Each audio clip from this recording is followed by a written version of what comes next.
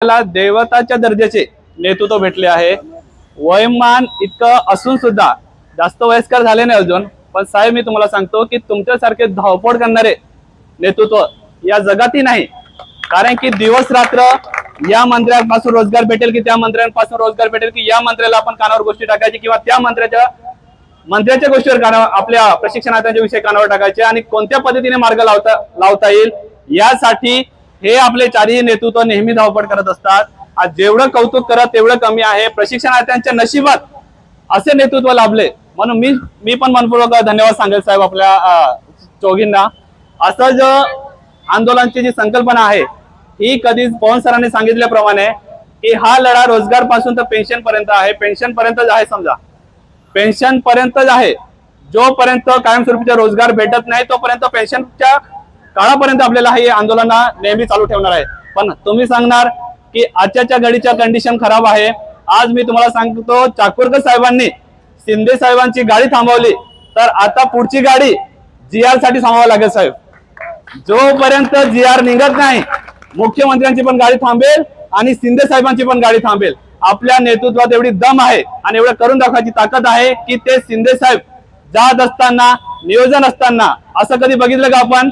नाही। प्रशिक्षणार्थ्यांच्या विषयासाठी नेतृत्वांच्या तेवढा हे आहे म्हणून गाडी थांबली आणि हा विषय शिंदे साहेबांनी आपलं जे दखल आहे ठाण्याचा ते दखल घेतलं आणि साहेबांनी सांगितलं की तुमचा जो विषय आहे तो मंत्रिमंडळापर्यंत मी पोहोचवतो आणि नक्कीच आम्ही त्याच्यावर काहीतरी तोडगा काढू असं करून चाकूरकर साहेबांना आश्वासन दिले। तसेच बाबांच्या नेतृत्वात देखील आम्ही 30 तारखेला गेलो होतो। त्या दिवशी शिष्टमंडळाला ऋषिकेश गेले होते। त्या मंत्रिमंडळामध्ये सुद्धा असताना दोन्ही उपमुख्यमंत्री मुख्यमंत्री हे उपस्थित होते आणि त्यांच्या हाती आपण निवेदन दिलं होतं। पण आंदोलन कधीपर्यंत करायचं आणि कधीपर्यंत आपल्याला जीआर निघेल या गोष्टीकडे जर आपल्याला जीआरच काढून घ्यायचे असेल तर त्याला महत्वाचे आहे संख्याबळ। जोपर्यंत संख्याबळ होत नाही तोपर्यंत निर्णय लागत नाही। आता सुत्रेपाडाला देवरे साहेबांच्या अधिकृत उपोषण चालवलं, जवळपास 14 दिवस उपोषण चालवलं, 16 दिवस उपोषण चालवलं। मग 16 दिवस उपोषण चालत असताना साहेबांनी आपल्या ताकदीनुसार आपल्या शारीरिक ऊर्जानुसार जोपर्यंत आपल्याला सहन करता येईल तोपर्यंत उपोषण राबवलं। बाबांनी सांगितलं की साहेब की तुमच्या मागे मुलं बाळ आहेत, मॅडम आहेत, आई साहेब आहेत, त्यांचे पालन पोषण करणार तुम्ही जर राहिले नाही तर त्यांचाही देखील विचार करावा लागेल। त्याच्यानंतर साहेबांना वरिष्ठ साहेबांचे फोन आले, त्याच्यानंतर ते उपोषण थांबवण्यात आलं। स्वतः प्रशिक्षणार्थी 16 दिवस उपोषण चालू शकतो तर 1,34,000 प्रशिक्षणार्थी हा किती दिवस उपोषण चालू शकतो ही संकल्पना बघा पहिले। एक प्रशिक्षणार्थी 16 दिवस उपोषण चालू शकतो तर 1,34,000 प्रशिक्षणार्थी उपोषण एकही दिवस जरी उपोषणला बसले तर जोपर्यंत जीआर निघत नाही तोपर्यंत उपोषण काढू शकतो। पण त्याला पण वय वार्षिक आणि महिने मर्यादित असणार। जोपर्यंत न्याय भेटत नाही जोपर्यंत जीआर निघत नाही तोपर्यंत आंदोलन उपोषण चालूच राहायला पाहिजे। आज मी तुम्हाला सांगतो जेव्हा भारत पाकिस्तानची मॅच राहते आपल्या भारतात अनेक पक्ष आहेत, अनेक संघटना आहेत, अनेक नेते आहेत। त्या दिवशी मी या पक्षाचा झेंडा घेऊन येतात का स्टेडियम मध्ये? नाही। पक्षाचा झेंडा घेऊन येत नाही, संघटनेचा झेंडा घेऊन येत नाही। तेव्हा असते पाकिस्तानच्या विरोधात फक्त देशभक्त तो म्हणजे भारताचा नागरिक, तो त्यांच्या समोर असतो आणि नक्कीच भारत जिंकेल या आशेने त्या स्टेडियम मध्ये बसलेला असतो आणि नक्कीच भारत हे जिंकून दाखवतो, बरोबर की नाही? त्या पद्धतीने आपले चारही नेतृत्व गटबाजी किंवा हे करायचं नाही। आज आपल्या समोर आपले देवतच्या प्रमाणे आपले नेतृत्व समोर बसलेले आहे। तर यांना आपण ऑनलाईन मीटिंग मध्ये चाकूरकर साहेबांचे, साबळे साहेबांचे, देवरे साहेबांचे, बाबांचे, अनुपम चव्हाण सरांचे, हरिभाऊ राठांचे असे करायचं बसायचं नाही। या नेतृत्वाची ताकद आहे 1,34,000 प्रशिक्षणार्थ्यांना एकत्रित आणायचं।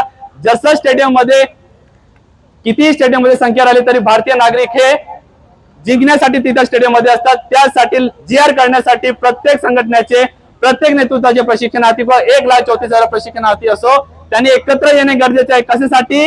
जीआर साठी। जोपर्यंत एकत्र येत नाही तोपर्यंत जीआर निघत नाही। योग्य गोष्टीकडे संघटना किंवा नेतृत्वाच्या मागे भानगडीत पडायचं नाही। मी कधीही चाकूरकर साहेबांच्या दुश्मन नाही किंवा बाबांच्या दुश्मन नाही किंवा साबळे साहेबांच्या किंवा देवरे साहेबांच्या दुश्मन नाही। मी फक्त जो मला रोजगार देत नाही मी फक्त त्याच्या दुश्मन आहे। त्यांनी आश्वासन दिले होते आपल्याला की त्या ठिकाणी आपल्याला कायमस्वरूपीचा रोजगार देणार। तर तो शब्द पाळा. आणि तो शब्द पाळायचा म्हणजे आपल्याला लेखी नाही, पण मी तुम्हाला माहितीसाठी सांगतो, संविधानिक पदावर असताना मुख्यमंत्री संविधानिक पदावर होते, पदावर असताना त्यांनी आश्वासन केलं आहे की तुम्हाला आहे त्या ठिकाणी कायमस्वरूपीचा रोजगार देणार, तर त्यांना द्यावाच लागेल. आपल्याकडे प्रूफ आहे, आपल्याकडे प्रूफ आहे. मुख्यमंत्र्यांनी पण सांगितलं, उपमुख्यमंत्र्यांनी सांगितलं आणि लोढा साहेबांनी देखील सांगितलंय की जोपर्यंत या प्रशिक्षण देत असलेल्या यांना मानधन देखील देणार 18 महिने प्रशिक्षण पूर्ण झालं, तसंच यांना आम्ही आहे त्या ठिकाणी कायमस्वरूपीचा रोजगार देऊ.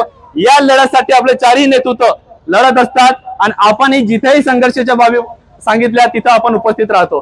पण मूळ प्रश्न कसा की ऋषिकेश पवार सरांना, ते रायगडचे ऋषिकेश पवार सर, त्यांना बोललं की एखादं नमूद आहे का, आश्वासन करत असताना आपण एखाद्या जीआरच्या किंवा एखादी संकल्पनाचा आधार घेऊन आपण करतायत. आता मुळीच असे आश्वासन केलेले आधार आहे ते आपल्याला जीआर पर्यंत पोहोचवण्याची ताकद आपल्याला भेटलेली आहे. नक्कीच आपलं हे आंदोलन, उपोषण, प्रत्येक नियोजन हे आपल्याला नक्कीच जीआरच्या दारीपर्यंत घेऊन जाईल. असा संघर्ष आज महिला आंदोलनाचं नियोजन करून आज महिला जेवढेही उपस्थित आहेत तेवढ्या पुरेसे आहे महाराष्ट्रासाठी. पण येणाऱ्या काळात किंवा पुढची संकल्पना जसं साहेब सांगतील, चाकूरकर साहेब सांगतील, बाबा सांगतील, देवरे साहेब सांगतील, त्या संकल्पनेने आपल्याला नक्कीच त्या चळवळीत उभं राहायचं आहे. जोपर्यंत जीआर निघत नाही आज सोडायची नाही. मराठा आरक्षण हे काही तात्पुरतं नियोजन नव्हतं, बरोबर.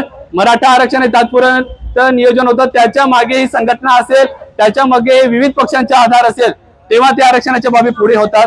तसंच आपल्या या संघटनेच्या चळवळीसाठी, जीआर साठी आपले चारही नेतृत्व मेहनत करत असतात. जे शब्द देतील ते शब्द पाळून आपण जीआरची संकल्पना नक्कीच कायमस्वरूपीचा रोजगार मिळवून घेऊ.